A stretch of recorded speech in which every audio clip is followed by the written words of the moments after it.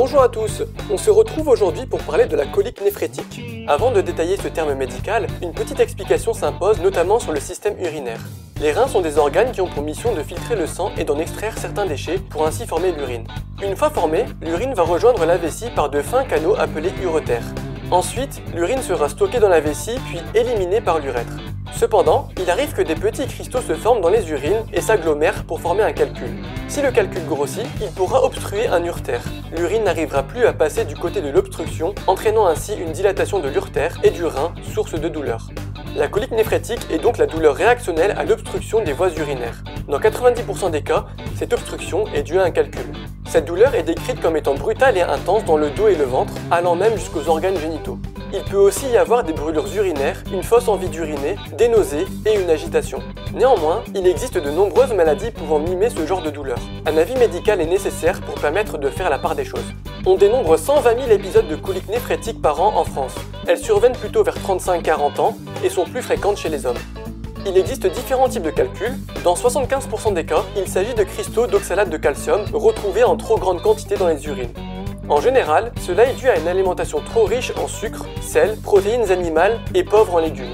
Mais d'autres facteurs entrent en jeu comme l'hérédité, certaines infections urinaires ou même des médicaments antiviraux comme l'indinavir. Pour traiter la crise de colique néphrétique, il faudra avoir recours aux antalgiques et surtout aux anti-inflammatoires en l'absence de contre-indications comme la grossesse, les infections, l'ulcère de l'estomac, les maladies du cœur, des reins et du foie. Des médicaments utilisés dans les problèmes de prostate comme la tamsulosine ou la silodosine peuvent être proposés car ils réduiraient le délai d'expulsion du calcul. Des formes compliquées surviennent dans 5% des cas et nécessitent une hospitalisation en urgence et un avis urologique spécialisé. Une bandelette urinaire, une prise de sang et des examens radiologiques seront souhaitables. En général, le calcul s'évacue spontanément dans les urines, d'autant plus s'il est de petite taille. Un tamissage des urines devra être réalisé jusqu'au recueil du calcul. Pour faire simple, il faudra uriner dans une bouteille ou au travers d'une passoire ou un filtre à café afin de récupérer le calcul. En effet, l'analyse du calcul est primordiale pour la prise en charge. Cependant, si le calcul ne s'évacue pas spontanément après quelques semaines, il faudra alors envisager un traitement urologique adapté visant à retirer ce calcul. Il existe différents moyens que je ne fais que citer, comme la lithotricie extracorporelle, l'urétroscopie, la néphrolithotomie percutanée ou la chirurgie.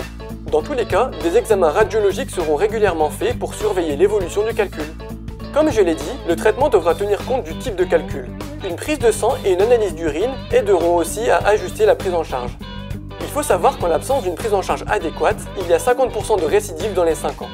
La prise en charge est fondée sur le réajustement alimentaire. En effet, pour prévenir la récidive, il faudra éviter la sursaturation des urines. Pour cela, il est conseillé de bien s'hydrater, de faire une activité physique, d'éviter l'excès de calories, d'avoir une alimentation variée et équilibrée et de réduire les sucres rapides, le sel et les protéines animales. Le régime méditerranéen se prête bien à ces recommandations. D'autres mesures seront spécifiques au type de calcul. Par exemple, pour l'oxalate de calcium, il s'agira de diminuer les produits riches en calcium tout en veillant à maintenir un apport quotidien de calcium de 1 g par jour. Il ne faut surtout pas bannir le calcium de l'alimentation, mais éviter les excès. Chocolat, rhubarbe, oseille, épinards, fruits secs, thé, gélatine, tous ces aliments sont riches en oxalate. Encore une fois, on peut manger de tout, mais éviter les excès, surtout si on a déjà eu des coliques néphrétiques. Voilà pour les grandes lignes de cette maladie. J'espère que cette vidéo ne vous empêchera pas de savourer des petits chocolats en cette période de fête. En tout cas, pour ma part, je m'en vais de ce pas en ouvrir une nouvelle boîte, avec modération bien sûr. En attendant, n'oubliez pas de partager, liker et de vous abonner.